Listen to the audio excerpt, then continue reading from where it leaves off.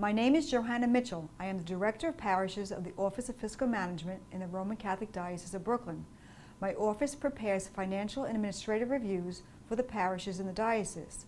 We review the financial operations of the parish and make recommendations to improve these operations. We also offer best practices regarding the financial activity of the parish in order to help the parish achieve their goals. The role of the Finance Council is to assist and support the pastor in his temporal administration of the parish by using the financial or legal expertise of the members. In order to become good stewards of your parish, you should have a basic understanding of the types of revenue and expenditures of the parish.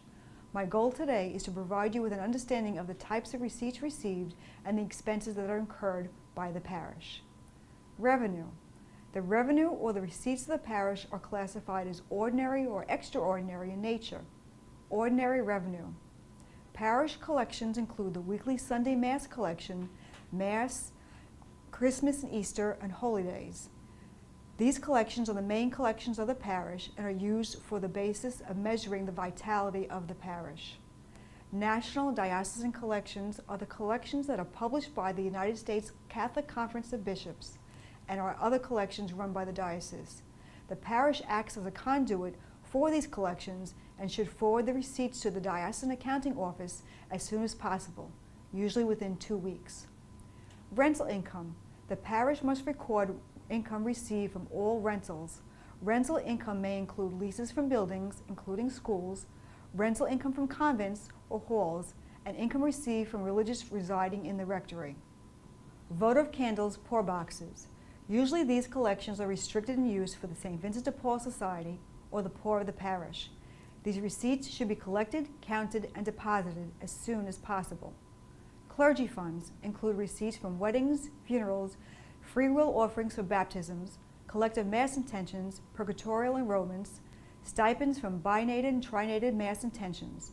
According to the stipend decree and remuneration policy set by the bishop, these funds are deposited into a separate bank account. The monies from this fund should be used to supplement the coverage of the monthly remuneration of priests and, if possible, in the payment of insurance and pension premiums. Stipends. Stipend receipts are the amounts received from announced Masses. Stipends are given to the priest on the occasion of the celebration of a parish Mass. Church law allows a priest to receive only one Mass stipend a day. Stipends should also be deposited into a separate and distinct bank account. Parish programs. Monies include received from the religious education program, youth, community and adult programs, and sports programs. These receipts are restricted in nature and should only be used to cover the expenses of a particular program. All programs should be self-sufficient. Fundraising.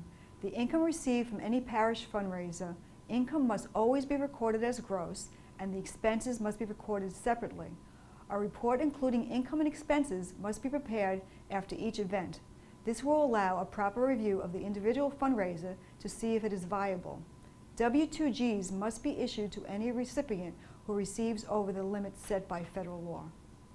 The second category of revenue is extraordinary revenue.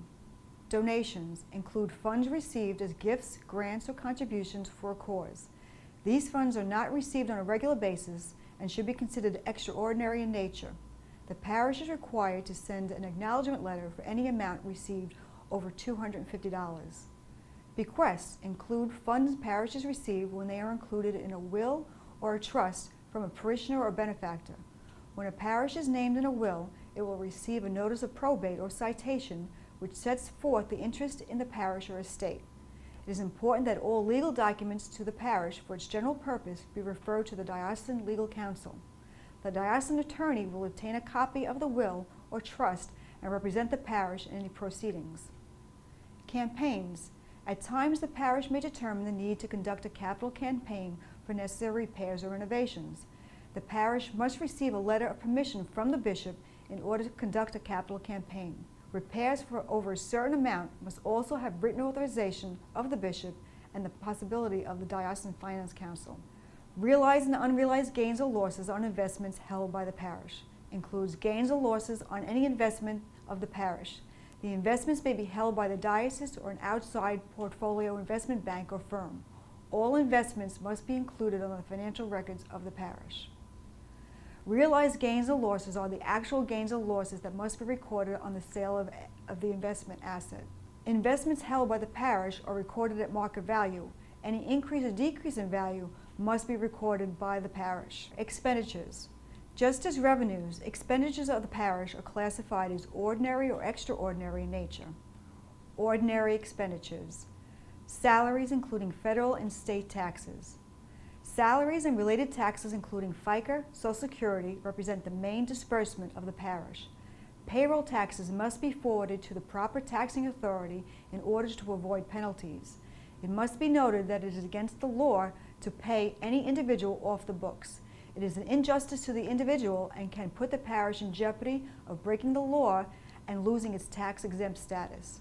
Also, all independent contractors who are paid over $600 must receive a 1099 form at the end of the year. Benefits. The parish is responsible to cover all eligible employees with medical and dental benefits. All employees must have an employee folder that includes proper federal and state withholding forms, I-9 forms, medical and dental payroll deduction agreements, and background screenings. Other benefits include workman's compensation, disability, unemployment, pension, and life insurance. The Human Resource Department of the Diocese should be contacted to assist in setting up employee folders and filling out forms. Household expenses include all expenses necessary to run the day-to-day living expenses of the parish. Some types of these expenses are food, laundry, supplies, other priest expenses that parish are required to pay, including car and health insurance, retirement and disability, retired priest expenses, religious expenses, and lay benefits. Office administration expenses include all expenses necessary to run the office operation of the parish. Some types of expenses are telephone, printing, office supply, expenses of the accountant and professional fee, office miscellaneous, including service contracts for office machines and armored car services. Parish program expenses are the expenses incurred in the running of individual parish programs. As stated in the revenue section, the receipts from the religious education, youth, community, adult, and miscellaneous programs are restricted in nature and should only be used to cover the expenses of the particular program. Extra priest expenses. The decree of stipends established by the bishop of the diocese has set a fixed daily Mass stipend to be received by the celebrants on the occasion of celebrating the Mass. It must be noted that stipends are not considered remuneration, but rather in addition to it and are accounted for separately. Also, a monthly reconciliation of the Mass book to the stipend account must be completed.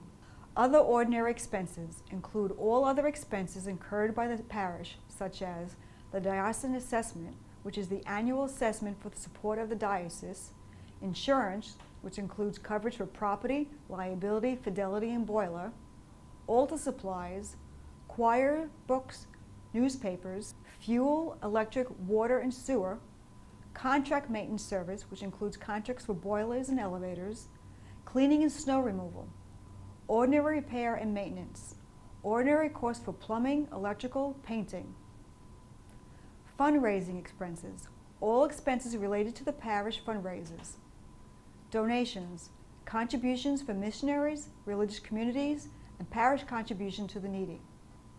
Miscellaneous expenses, all other expenses not separately classified.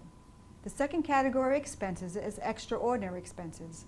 Major repairs and renovations include all major repairs made to the buildings owned by the parish, including repairs and renovation to the roof, windows, pointing of bricks, and painting. Repairs over a designated amount must receive the approval of the diocese before the repair or renovation is started. Furniture and equipment, items over a designated amount that have a useful life of more than 1 year. Examples are furniture, computers, and installation of the telephone systems.